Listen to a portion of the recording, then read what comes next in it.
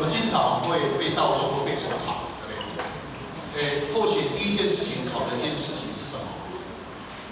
就是后写的奶奶归通。后写奶奶归通，后写自己在上班的时候听到电话，后写自己开车到医院把奶奶抱在那个厕所要带回去。结果阿嬷因为她有QQ多嘛因为身体就会开始变冷，结果硬邦邦的。那考试来了硬邦邦的。那跟阿姨报告，然后我爸爸、我们兄弟姐妹，我们都求了50杯，就是永远就是硬邦邦。那或许的爸爸一直在叩求老50杯，没有用。或许想一想，那怎么办？或许讲一件事情，或许自己跑到佛堂，因为家里有佛堂。而且特地跑到佛堂跟老母磕头，跟祖师、跟师尊师母磕头。我说，或许愿意要雇30个人，要回向给我的阿嬷，因为或许当初当厂长，那边当厂长的时候，员工很多，或许要渡人是很快，因为或许外劳都没有渡，只要外劳一渡就很多人。那因为这个老师讲，因为上天的慈悲因为这个因缘。我们渡了30个人之后来了，我阿姨看到这个渡了这个30个人那个外劳，对不对？我阿姨就要后写到工厂开课，那婚礼太厉害，不要讲了。而且地方翻译，请人翻译他讲什么对不对，我们也听不懂啊。现在不是这个样子，我阿姨就出招了，我让来去泰国开课。到泰国去看公货来开幕那或许因为有特别假，我特别假有14天，我1年可以去2次，我可以一星期一起，那星期不对，前头2个礼拜，或许一次可以去第9天，你知道吗？去9天，你知道吗？因为或许必须要到泰国开花，因为上天给或许的考试，阿嬷你身软不免走，对不对？但或许能够到泰国去开花。那或许到泰国开完的3年，事实上总共渡了多少？渡了大概8000多人。8000多人，但是我们所有鼓掌，或许罪恶很重。为什么你知道吗？因为到后续工厂工作的薪水很高嘛，1个月可以4、5万块，所以很多人都想要到后续的工厂。那个广播他怎么讲呢？来台湾有钱人，要了分钱大家紧来来听多了。到第3年的时候，你知道吗？但是这里面有很奇怪的事，有时候我们办到的是在我们的员工的家里去找员工的家乡去办到，有时候找不到人，找不到路的时候，去问路的时候，结果就问到我原来的员工，这好像上天的安排，很奇怪的一些事情。那结果第3年为什么不去？你知道吗？就到学校去办到。你知道，你只要在学校坚决。校长集合所有的老师、学生一起求，今天班呢，去抓出去把人杀青年，而且又没有说功德会，没有说功德会说我们要出的我们要帮他出功德会我们自己私下开会不去的，这样的道不尊贵，我们就截止就不想去，这或许难过，所以未来或许自己。到说，等到爸爸或许还是要到泰国去，把这些留下来的这个根一定要再铺上去，这是或许未来的事情。那第二件事情，或许跟大家讲一个很殊胜的事情，因为当时或许不是做道务组长，我是做我们点燃师的助理。那我们刚好有一次要开一个华会，一个诚信办的华会，或许。不只是要当超市，包括所有伙食都后续要负责，当然是妈妈负责。或许前一天就一大早就下班就赶快载妈妈，因为那时候铁税还没有通就开着必然公路去。当到佛堂的时候，或许接到爸爸的电话，说阿公病危，送到那个医院去的时候，在急诊病房，在那个什么加护病房，跑到很危险。但是或许走不了，妈妈也走不了，那扣球然后死对不对？结果再过一下子打电话，阿公吸缓了，就是稳定了，稳定了。稳定的时候，我们2天法会搬到完，阿公都很正常。第二，到亲戚或者要去上班的时候，在途中接一通电话，阿公往生。因为我们在替上天办事情的时候，上天帮你拨机，你知道吗？拨机。或许听到这个电话，还没有到公司，或许赶快打电话跟总经理报告，或许必须要请假。把他接回去哦，接回去，你知道，阿公的身体是硬的嘞，没有软哦，没有软。我爸爸在楼上，他磕多少头，或许不知道，一直在那磕头，一直在磕头，就是软不了，软不了。那后血也去抠啊，结果后来怎么样？你知道？因为后血要帮阿公擦身体，然后要办入殓的时候，得抱他那个头啊，抱他头要把他入殓的时候，因为后血是长孙。他非常疼后血，因为阿公是有多高，你知道吗？140公分，然后后血这么高，对不对啊？然后事业有成，所以他每次跟人家讲的时候，我这个身世很有成就，那是修道的啊，他很疼后血。结果后血抱进去的时候，那个后血从来没有看过这么软的，他是身体整个忽然间整个软掉，差点后血抱他头，差点掉在地上。那整个脸就开始红润起来，好像睡着一样，身软了。你没有看到这个事情，你不相信。那后血跟我讲，刚刚讲的是我后血到这边去工作的时候，我们前人讲说你要拿出去，你可能不相信，不相信。后血真的好累，那个半年真的做得比狗还要累，身心疲倦。工厂一塌糊涂，没有订单，技术又不行，后期人事开始整理，不停的把它汰换掉，后期启发人才打上来，后期自己做教育训练，从头开始整个教育训练。前人看到我这样说，你累成这个样子在做什么事情？他说你就是要开始开课，后期马上答应。我说前人要求后期一定照办。后期跟他们讲说，每一个礼拜四。晚上8点到10点要来上课，没有上课我不调息。或者要恐吓你，你知道吗？你来上课，我要有出勤报告。你有来上课，调薪调比较高，奖金拿比较高。你没来上课，我帮你留记录，或者是很卑鄙。没有办法，要诱因他们。我从什么开始讲？我得从因果论开始讲，从素质的法师开始讲孝道。开始才去讲经典，或者当然素质的课就讲多少？至少讲8节课。孝道讲很多，为什么？或许必须要让他知道。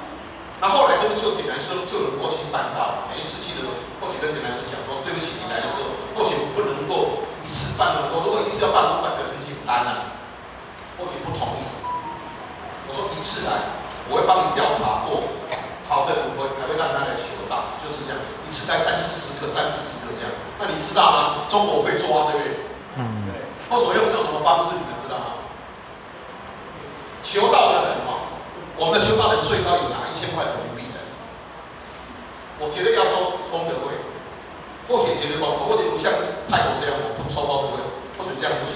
我说你要交功德会，我要帮他拿去做善书，进订善书或是帮他做好事。一定要最起码20块人民币嘛，50块人民币、100块人民币、200块，只要有人求道，或许自己掏包补200人民币。你要知道，如果40个或者要付8000块人民币，你知道吗？每次结果前人回来就问我，你哪好厉害？你怎么那么有钱？为什么人家一求道，你还在自己要付出来？我说不是这个样，因为或许要让他们知道，我不是在中国。你要知道，连汶川大地震，他钱都不交哦。整个公司那么多人，所有的捐钱还没有我后勤一个人监管多嘞。所以你跟他拿功德会一够嘞，我就跟他讲，我再帮你多200，你们功德不够，帮你多200，你那不是，就是因为这个样子。好，来了，好，后勤想说为什么今天要修道？来，重点来了道的好处在哪里？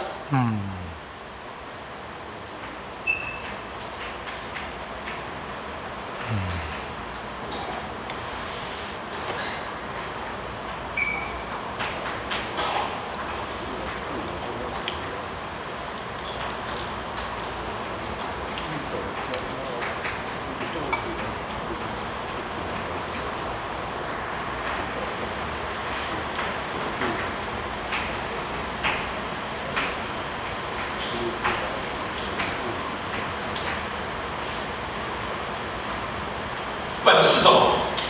我们的本是什么？我们的本是什么？良心本性是灵气。灵性。我们跟神所相对的东西叫做末。宇宙的本是什么？道。万物叫做末。所以或许刚刚讲无极而太极叫做本。而生万物叫做末。好，或许先讲人的部分。或许跟大家讲，我们一棵树的本是什么？根部，对不对？好，或许讲一个历史给大家。后学非常尊敬三官大帝的舜帝，或许非常尊敬他。或许为什么尊敬他？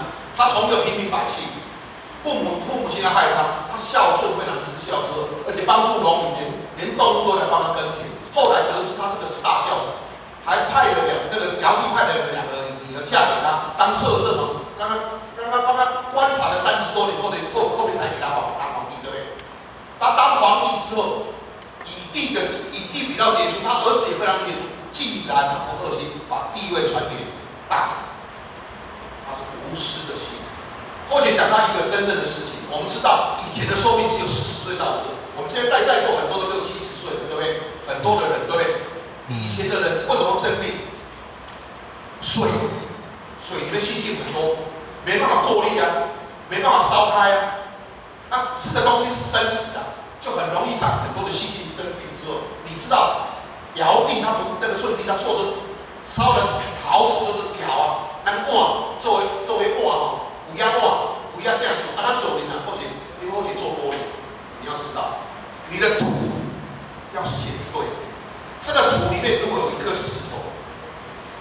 对吗？没有过滤出来，在烧的时候温度受力不平均，它就从那边裂掉。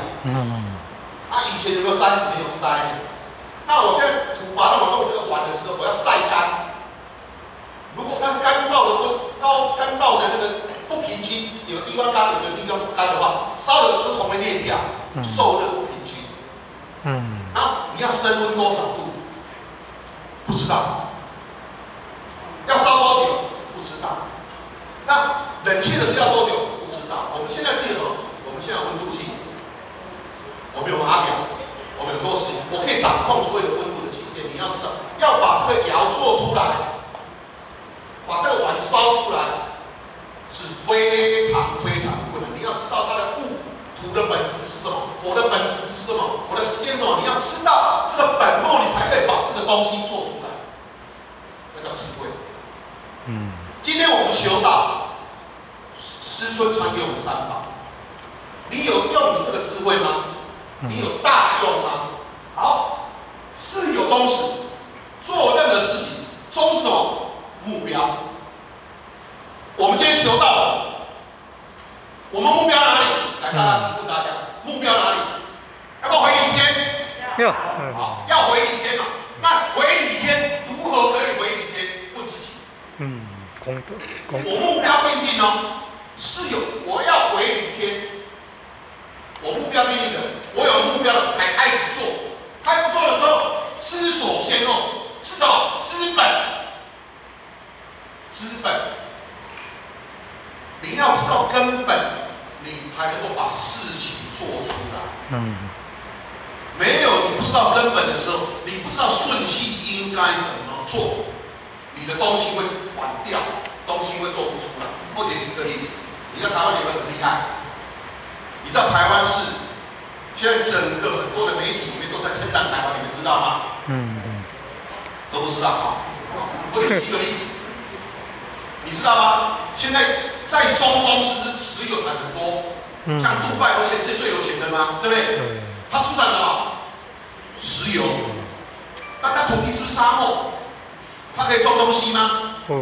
不知道对不对？没办法种嘛，因为没有水分嘛，而且那个沙漠都是盐分很重嘛，所以他花了很多很多的钱，请欧美，请以色列，以色列不是在沙漠种菜吗？对不对？花了非常多的钱，所有的案子都失败，为什么？盐分太高，盐分太高，那个要耗电很严重。对不起，像台湾多厉害，我先跟你讲。就后来中东的一个公主来到台湾，为什么他会发现一个问题？本来在火星的计划里面，要把台湾的科技 AI 融的科技要纳进来，因为政治的关系没有纳进来。就他看到这个项目，他来到台湾，你知道吗？我们年轻的小伙子，他可以发明一个东西，你知道吗？我们现在台湾的湿度大概都70-80%嘛，对不对？下雨100%嘛，对不对？我不要下雨，只要空气中的湿度多于15%以上，我这个东西可以把湿气吸收到这个产品里面。我们是干燥机，对不对？干燥机是不是很容易湿潮，对不对？它有这个材料，把湿气吸进来。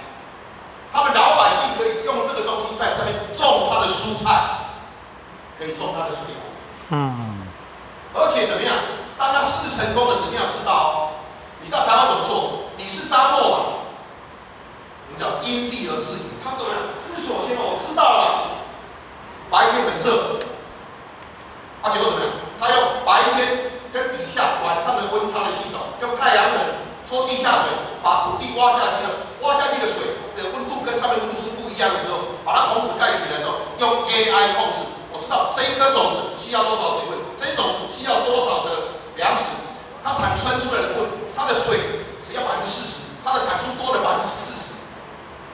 结果他现在盖了10个座，现在整个中东所有阿拉伯国家都用这个东西在做。厉不厉害？厉害哦！你们他吃粉末。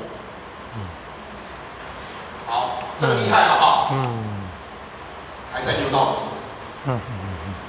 后期今天要讲的部分来讲，不管你多厉害，你假设是秦始皇好了，你是一代的金王，或者到中国去的时候会带员工去旅游。你知道中国有个13行吗？13皇宫你知道吗？那个是什么地方？叫朱棣。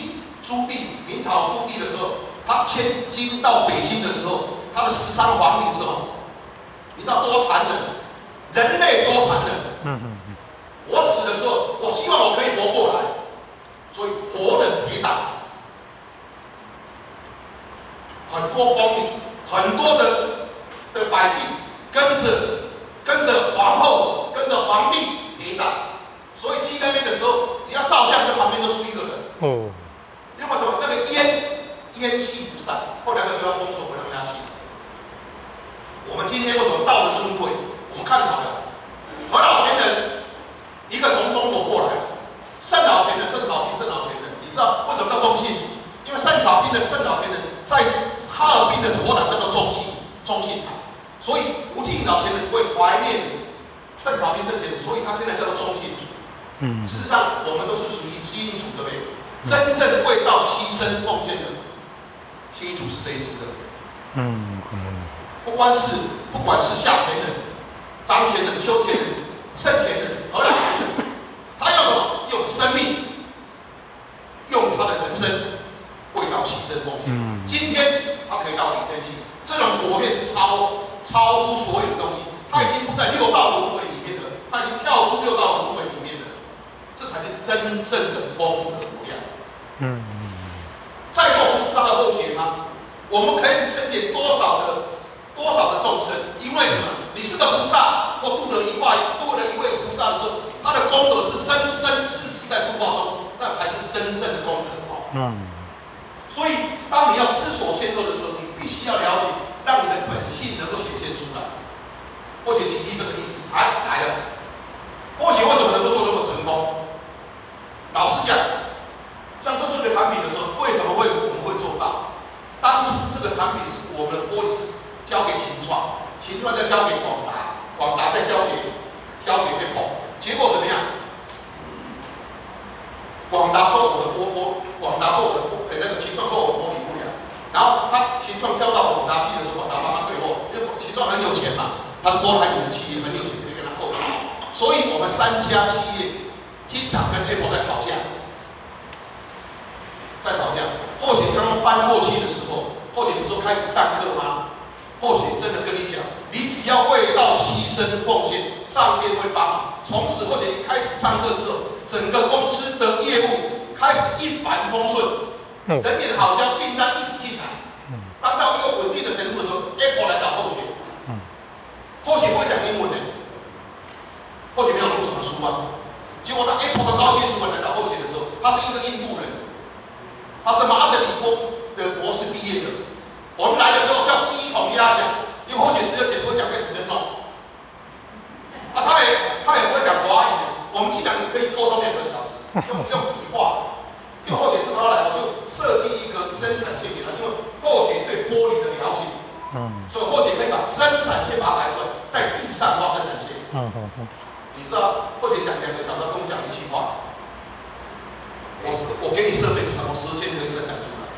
我说3个月教你玻璃。后学很有自信，为什么有自信？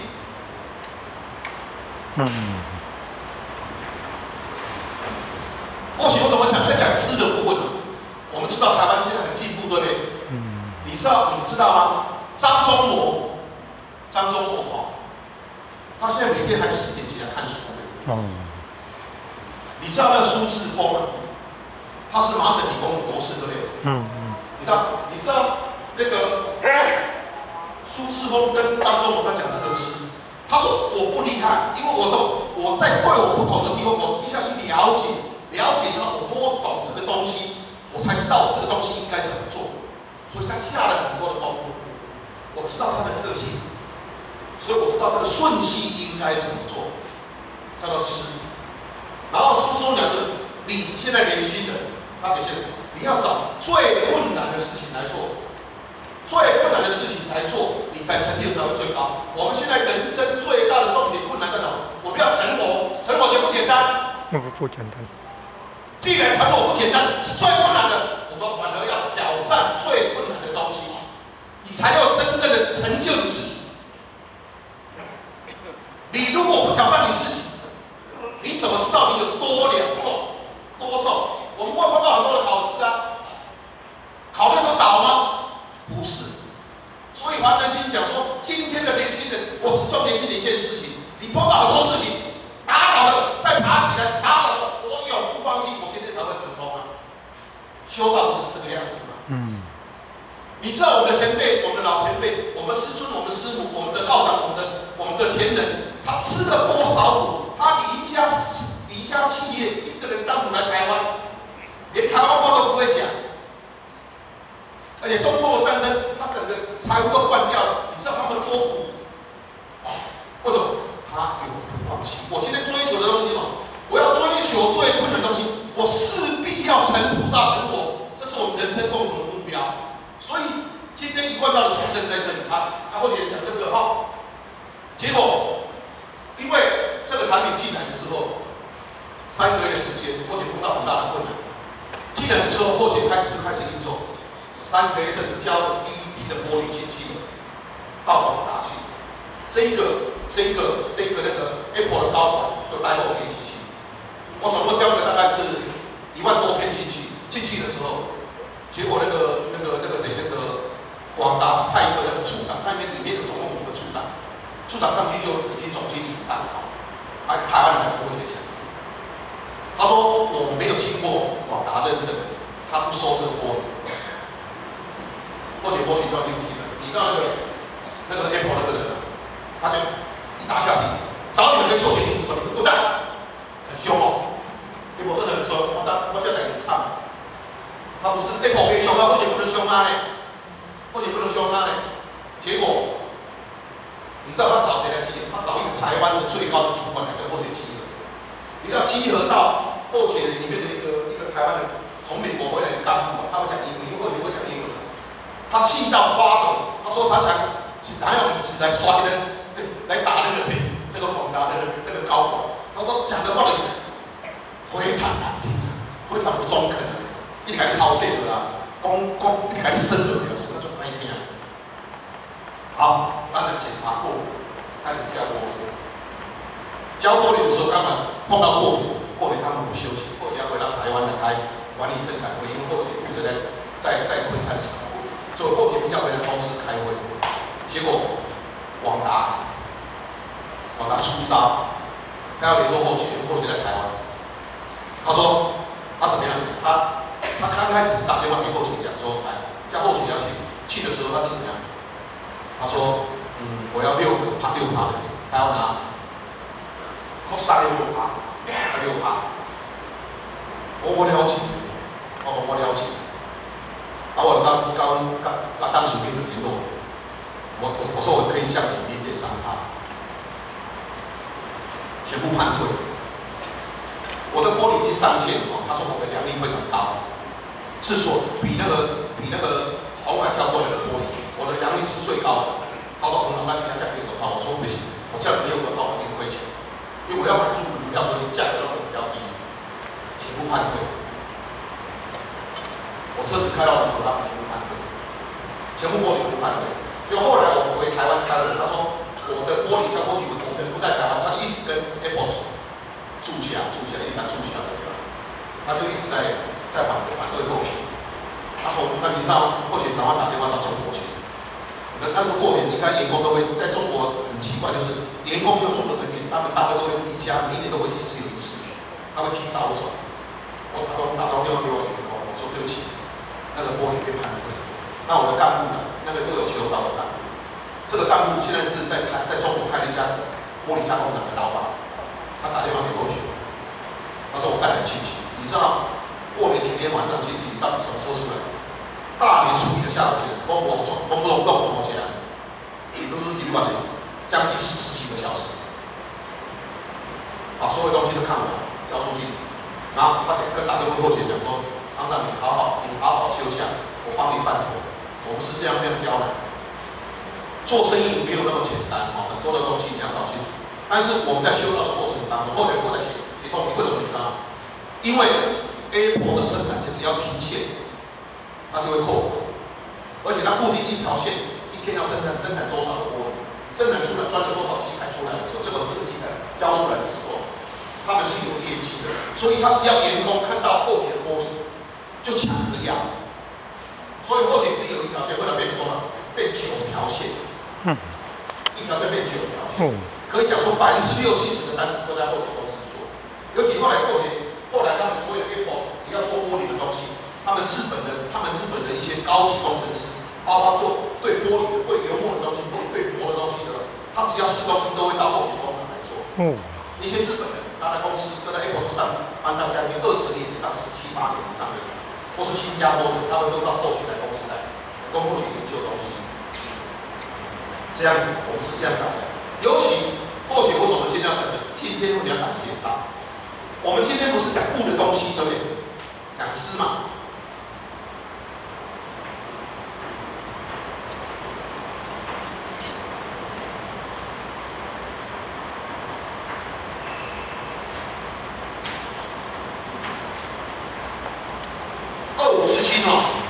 后学认为所有的事件、所有的测任何东西逃不开257，就是阴阳五行变化，阳五行的变化，阳阴五行的变化，它是相生而相克。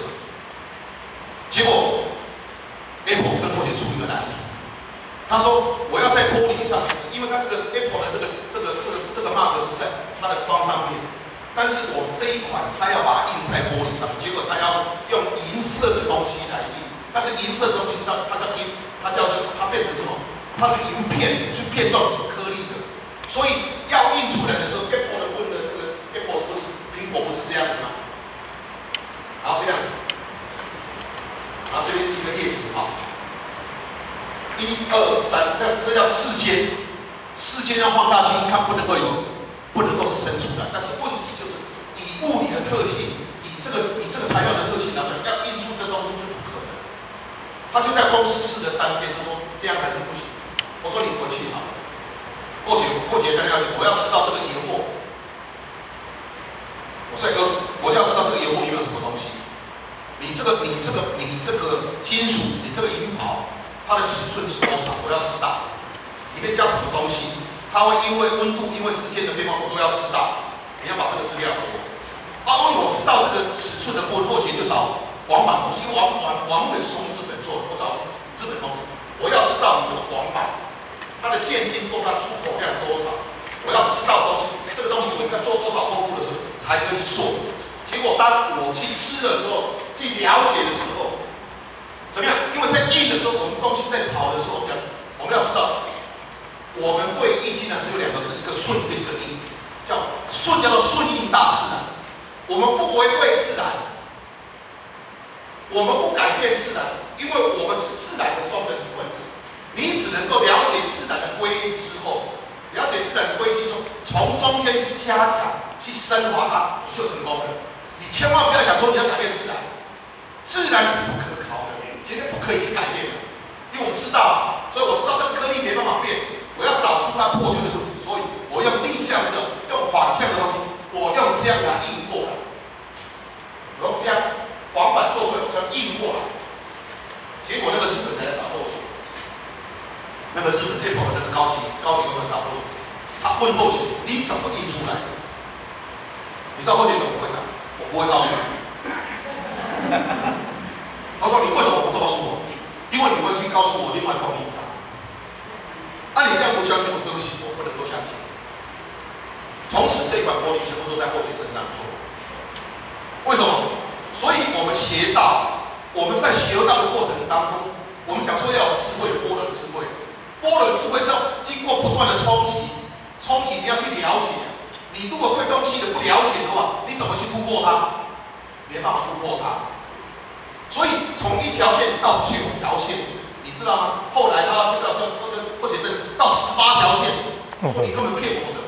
我1年级教你的好几百万遍了，你还在增加1倍，说不可能的事情，结果开会开错了，害我在拼命盖厂的时候发生火灾，你知道吗？他要增加要18条线，我说你根本是强人所难，根本不可能的事情。我跟我老板讲说这个不可能，不要相信他。我说一定要，因为你看得起啊，你看到花一样呢，所以这种后前你走了，你被走了，你们都嘎都过就是这个样子。那你要知道，我们真正修道者是要真正要有智慧。你要知道你的问题在什么地方，问题在什么地方？问题在自己身上。为什么别人有智慧？为什么我们没有智慧？智慧从哪里？从本体来嘛。那我们讲说般若智慧，你要知道，我们说摩诃般的大智慧不是这个样子。六祖慧能章直接讲一句话：菩提智慧。菩提般若，觉悟的智慧，不是迷昧的智慧哦。所以菩提自信本来清净，但用此心者，它是菩提的展现。如果迷昧的智慧，我们是傻瓜一个。所以我们自信的可以成佛，也可以成佛，在你的一念之间跟转念之间。或者来讲一个这个东西，没有多少时间了啊。我在做微博的时候，生意真的太好了，真的是一天都是24小时在做，分2班次在打，工厂真的非常好。这家公司前介绍了好多天，找不到人家帮他做玻璃。那因为什么？因为本来是我台湾帮他交玻璃，结果他没办法请后勤帮他玻璃，结果怎么问后勤不会被问倒，因为后勤对玻璃的了解，后勤下了很多的功夫，我不懂就去问，不懂就找资料，后勤一定要怎么样？我要知道这个东西。才不会被这个东西考倒。所以这个美国公司怎么问后勤没有被他问到，他就说我要到你公司参观，我说好，你来参观。他一看的时候，看到后勤的生产线，看到后勤招了那么多的产品，他说你可不可以帮我试做？我说我真的没有时间，也真的没有人才。他就一直来后勤的公司呢，就还成后勤不让后勤跑。那后勤讲说，我说我不知道你这个是怎么做的，你是怎么检查，我怎么知道的？我去问他说。他这个东西是这样，因为我做 Apple 这个产品，对不对？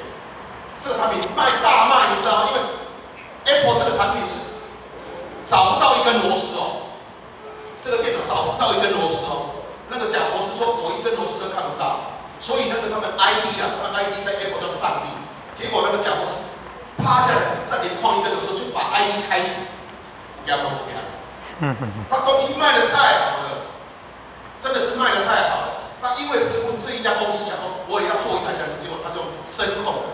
那声控的波我本来是要正常，或是这样跑，他要照365度跑，60度跑，结果铁丝跑了很多圈，每一次玻璃冲到他公司的量力只有2层到3层。或许必须要不错，你在找或许好，你记得想或许要或许要吃。我说为什么你要用这个玻璃？那为什么这个玻璃跟普通玻璃为什么产生的那个波的波动会不一样？他说他也不知道。我够了，就倒了嘛一般普通的玻璃里面有铁质，一般的白玻璃是没有铁质，或者知道。当然波的部分它是一个花色，然后这个放大之后在表面上全部都波，就阻断的波在这个。但是这个波如果找你变360度，所以要变这个弧度。我说或许跟他讲说，对不起，我要知道你为什么要这样子做，你要给我解释清楚，或者绝对不要。一直问，把他问到我了解之后，或许从德国进一批玻璃到上海，然后从台湾制作的2组的那个模人，我在上海机场等他，我拿到玻璃我就坐飞机，结果坐飞机的时候那个太重，玻璃70公斤没办法，我就是把机票换成头等舱，头等舱是没有限重的，我就提上头等舱上去，玻璃的很重70公斤，我就到台湾机场的时候就坐高铁坐到高铁，把玻璃吃好，再把它送到中国去，中国去，或者因为吃的或者设立一个生产线，把 SOP 所有的东西，把检点的东西，叫检验表，把一个关卡的检验表都检验的很好，把它做出来，或者送过去，把这个玻璃送到130片，经过1个礼拜，让公司炸弹开花，因为或许过的良率是93%，93%之后，他们公司的那个科学家，一个俄国的科学家，马上坐飞机到或许公司，跟或许上课3天，或许就问他一件事情，你要知道，即使科学家都很执着。我说你这么小的尺寸，你为什么不把它放大？在中间为什么不加一个放大器，把它波变得更长？他说这是我专利，不要管。就不到1年，中国就把它超越了。你要知道这个，所以即使你非常厉害的人，你要懂得谦虚，很多面对很多的问题。结果你知道，或者做完的时候，他经过科学认证，或者只要到什么地方去，他的产品都不用这样找或者做，这个样子。这个是山西的，对不起不能，这个凡事不能讲太多东西。这山西或者做的是这个智能家电全世界大概98%是或者做的，这个也是，这个Sony这个Sony的游戏机是24寸的部分来讲，别人怎么做都不行，或者跟他做都是这样，或者跟他赚太多钱，或者真的一片玻璃卖他20几块美金，单业扣减这样，只要做2个月，扣减就净赚了超过5000万。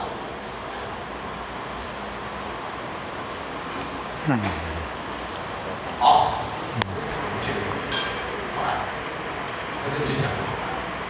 那因为这个契机，后来那个离开这个公司，后来自己回来，因为什么？后来不是刚发生火灾嘛？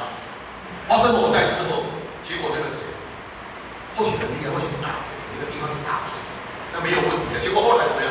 中国一直在发生火灾，结果习近平就下达命令要彻查3年前的这件事情。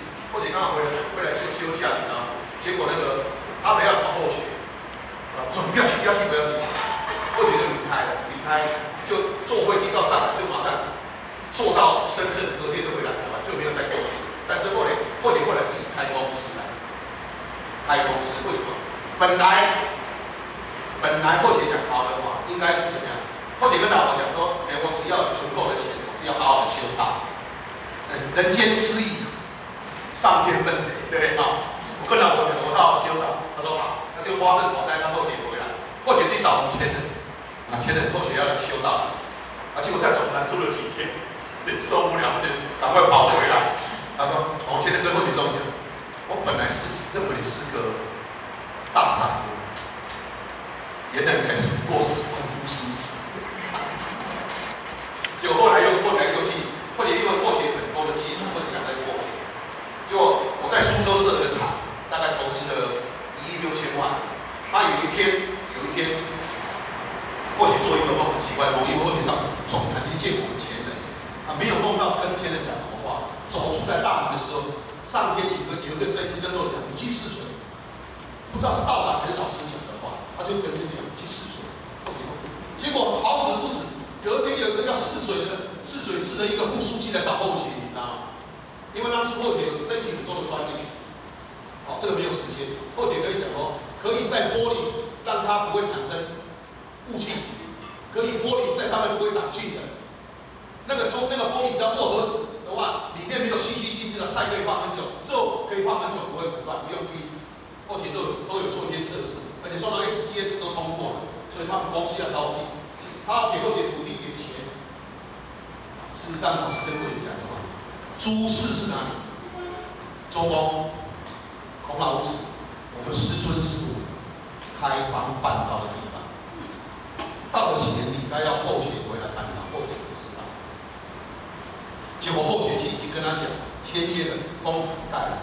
我到台湾的时候，我刚好去看我爸爸，我爸爸住瑞芳，我妈妈住宜兰。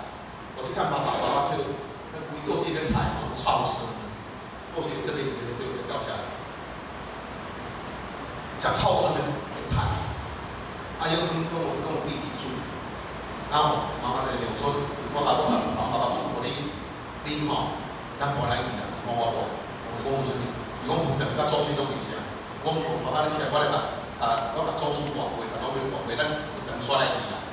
啊，我就跟祖天保会，拢是唔会啦，讲嘛，爸爸，我来宜兰，我来弄出去，因为我本来住宜兰的不兰盖的时候，我在上面就盖了一间大概40平的，以后要当成佛堂，在第5楼。啊，我就跟那个国立婆来呀，就像认识的那个吴亮汉，吴亮汉就是后勤家里767啊。然后因为后勤在中国嘛，就交给打过去了。有一天回来刚好碰到他，他就想故事到那里后勤。我说不错啊，因为后勤在道场都是在年轻。我说小道现在不错哦。结果他就引导后勤去跟陈坛主任是到台湾认识。陈坛主任有没有？你就问后勤讲你起码几岁？那时候后勤是56岁哦。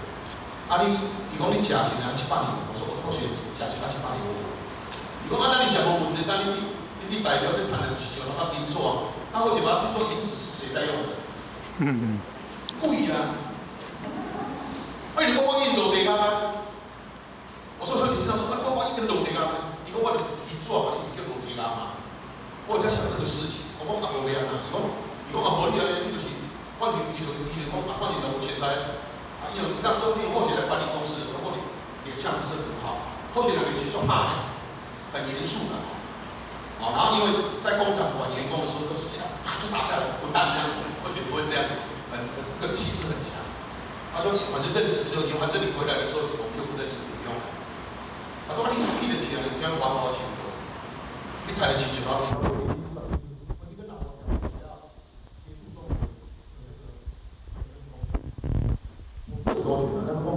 苏州的工厂在赚钱的，然后那边要开始要盈利，要建设，包括不去，啊，我到后面，下面都在后面，完了，因为我一辈子的那个钱都投资在那边了，还有贷款，结果我女儿就看我老婆这样子难过，她就说妈妈，我讲那个台北市都会街舞局那个什么那个道家的那个，他是拜3清道祖的那个道场，好，你去过去看，帮你联络，要进阶的，或者不过你打工不是来提的，因为公司呢，你就比较像，因为很多人人家广播要非常很强嘛，好，你讲比较结果老婆睡不着，就跟他去，或者碰到很奇怪的事情啊，或者因为他是那个银发，就走那个楼梯上，他第4个，好奇心就是长期走走，那老会大概都70、80岁，觉得短发，头发都白白，一听你说，你别讲话，英文你老师教的，当然，无当然是信仰，啊你也免讲，你讲等下，我有要甲你收钱啊你也免讲，你若无当然信仰，就是这样直截了当，我老婆也知道，我女儿知道，我们就这样吧，我老婆去处理，因为事实上我就把苏州的。或者投资的钱全部都自动放弃了，然后因为我在苏州是当总经理，然后在苏北的部分，我就去把它处理该退的东西，哎，那两东西好，退掉。回来台湾的时候，不到3个月一直爆发，武汉一直高。回来之后或许碰到弟弟发生车祸，妈妈这一段我回来这个回来这段3年，或许妈妈住院住了7次。武汉肺炎嘛爆发之后，你要知道，后期如果回到台湾隔离14天，后期如果回上海隔离14天，回苏州隔离10天，回泗水隔离14天，我这样一看下来，60天就不见了。我把它还都成，或者还都什么爆病，因为妈妈对后期真的非常好，家长那么多回应啊，那就这样说，那考验就来了。妈妈生病了，我现在不是都放弃了吗？我有贷款1000多万呢，要不要还？好，要还。佛堂成立之后，好，我儿子渡了去一个宫里面渡了一个公主啊，那个公主带他来求道，他说你既然是公主，为什么没有吃素呢？好，如果去求过，他花一重德啊，他花一重德说，你花一重德说人事的关系就离开花一重德。进修班的话，他就没有去。我就跟他讲，那你既然救人，为什么你没有吃素？你为什么在带荤的？他就讲，我说没关系，你既然来家后勤家吃，来后勤家吃了2年的素，到后勤家吃了2年的素，连过年之后他后勤家恢复了。好，后勤这样子哦，他后来立清楚，为什么立？为我妈妈立清楚。结果他那个度总共多少？我在这一段时间疫情的时间，后勤上那个因为后勤跟那个吴亮他们一起到前线这样跑，一跑的时候后勤认为说道心，如果不呈现，容易就散掉。或者坚持这样上课，我们本来是受不了，或者讲都受不了，就打电话去跟我前任讲，我前任都打电话来指责，志成啊，你要上啊，危险啊，不要上。我说前任指挥，后勤知道，后勤的推波呢，还是继续上，不到那单2年时间，后勤自己的活动超过200人求道，200人求道，一天上课一个礼拜上课，礼拜半上，一个礼拜上课就能求道。到目前后勤回来这边总共4年。后勤的活动超过300人求道，而且带到，因为我要插3代，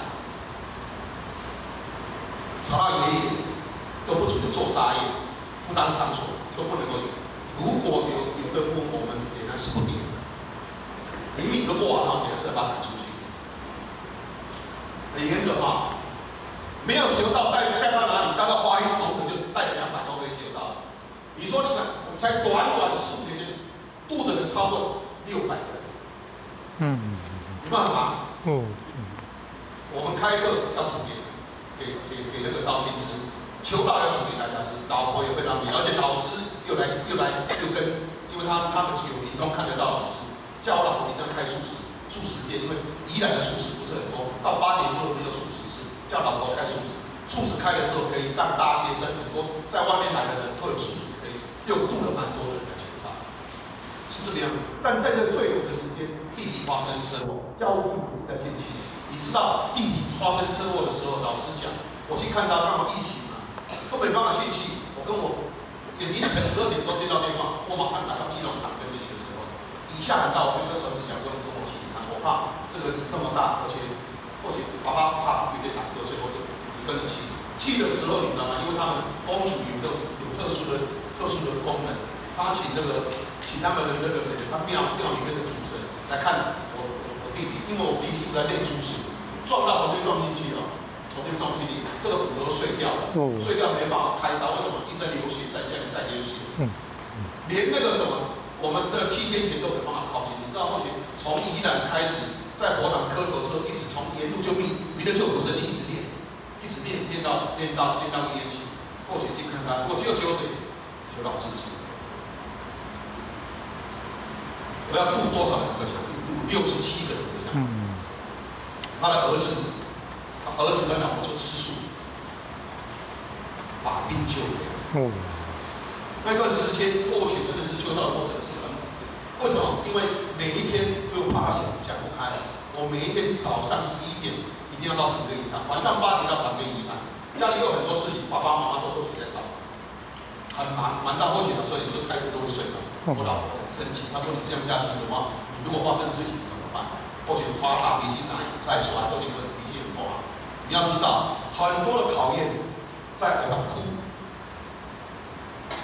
哭了，真的哭给谁听？老师听啊，给谁听？那怎么办？那你说上天多慈悲？你看看这两个，因为后前每年都要总团去跟前人拜年。他去的时候，我在数，你那一年很奇怪，抽到这一签签的时候，后前没有什么印象。他说你要天地的胸怀来包容所有不圆满，要珍惜善护来之不易的雄中缺点。第二年初九期又抽到同年，几百张里面只有同一张，只有一张。为什么？因为爸爸妈妈都是后前在照顾，后前事业放弃掉，没有收入哦，后前贷款。没有跟兄弟姐妹拿这个，我就贷款来照顾你。老婆会不会讲话？会不会抱怨？会。他说后姐要包容，用天地的心来包容，当然要包容，因为父母亲只有自己的，只有一位，你不包容怎么办啊？所以等于是说，后来又认识了罗兰，而且我们道心又有很多，这个善知得来不易的同修也真的非常非常的棒。后姐还是很文中对，对不起。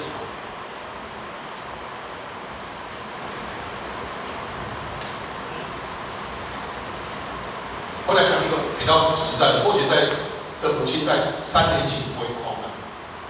那一天后姐刚好在我们佛堂值班，因为后姐会到佛堂值班，会到佛堂打扫，从早上到晚上，因为很久没有下来，那后姐在教书。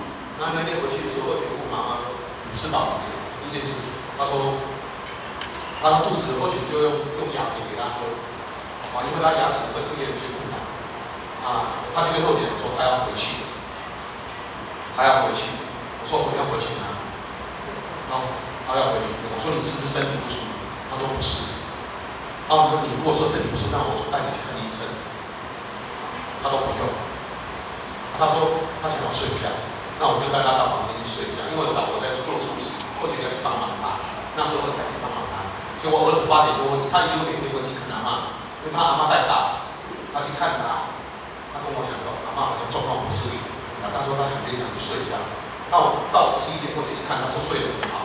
就4点，他喊肚子热，起来喝点牛奶，大概5点多就走了。走的时候就是生软如面嘛，生软如面。或者就跪他旁边帮他送一个就诊，送了6股，或者马上到佛堂去烧大把香，跟老虎、跟祖师、跟师孙师傅报告这个事情。那这个事情就后面去做。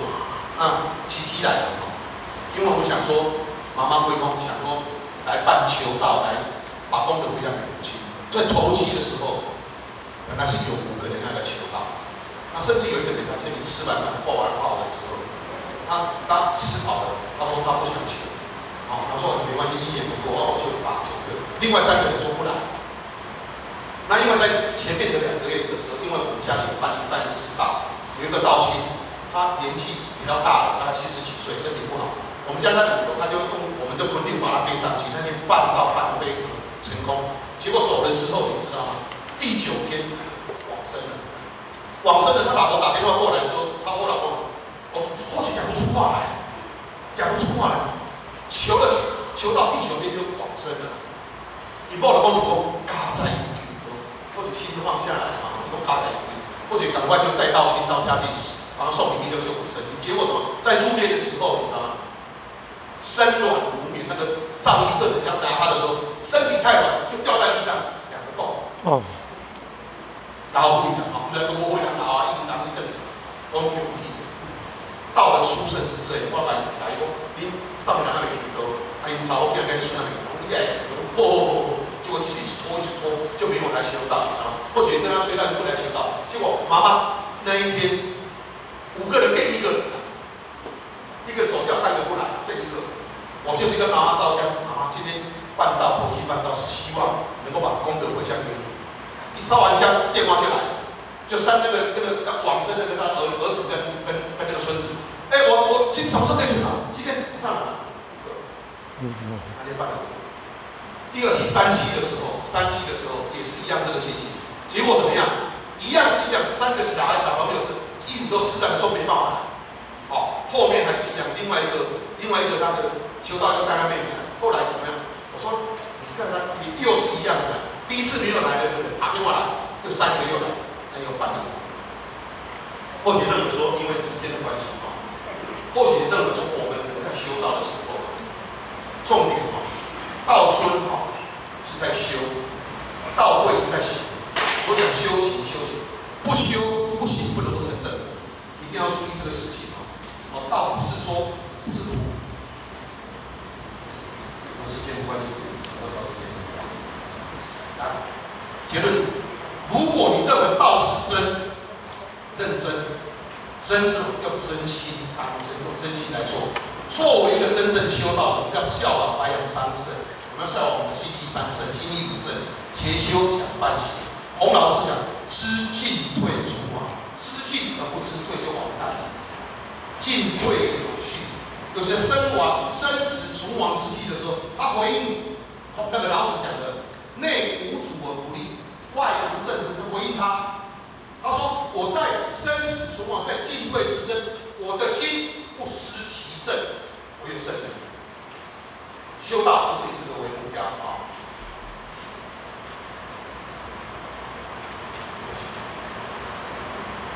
因为时间有点超过2期啊，那过去非常感谢收2000点的聆听，那祝福大家平安吉祥，盛满如意。或许如果讲的不一样，有过去先我慈悲深深，请目前人来都表示能够补正，谢谢大家，谢谢。